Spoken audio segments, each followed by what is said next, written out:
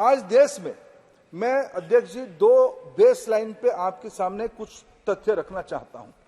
जब प्रधानमंत्री नरेंद्र मोदी देश को सेवा करने का 2014 में अवसर मिला, तब देश में एब्सोल्यूट नंबर में उच्च शिक्षा में, हायर एजुकेशन में 3 करोड़ 42 लाख विद्यार्थी थे। 3 करोड़ 42 लाख। ये आज बढ़ के ये GR तब 23% होता था। उस आयु के बच्चों के अंदर ये 23% होता था। Gross enrolment ratio higher education में 23% होता था।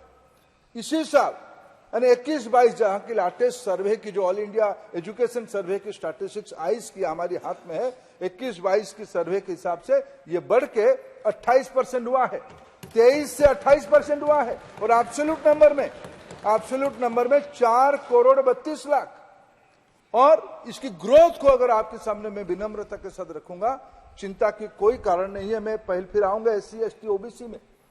आज भारत में नई यूनिवर्सिटी खुल रहे हैं, नई कॉलेजेस खुल रहे हैं, नए क्वालिटेटिव हायर एजुकेशन इंस्टीट्यूशंस खुल रहे हैं। उसके कारण नए नए कोर्सेज खुल रहे हैं।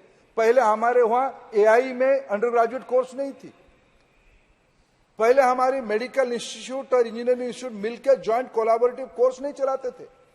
आज कई सारे भारत की स्टेट यूनिवर्सिटी, सेंट्रल इंस्टीट्यूशन इस प्रकार के नया कोलैबोरेटिव इंस्टीट्यूशन चलाने का देश की विद्यार्थी देश में पढ़ता है। इसके कारण देश में लगभग 26.5% ग्रोथ 14 से 21-22 तक, 23 के हिसाब आना बाकी है। ये और थोड़ा बढ़ेगा।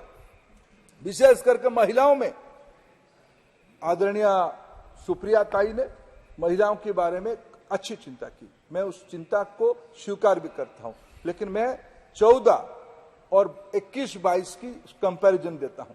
14 में जितने महिला पढ़ते थे, छात्रा पढ़ते थे, उस तुलना में आज 31.6% ज्यादा पढ़ रहे हैं। यह सरकार की उपलब्धि है। अगर मैं ST को पहले आऊं, आज ST की चर्चा हो रही है। ST की टोटल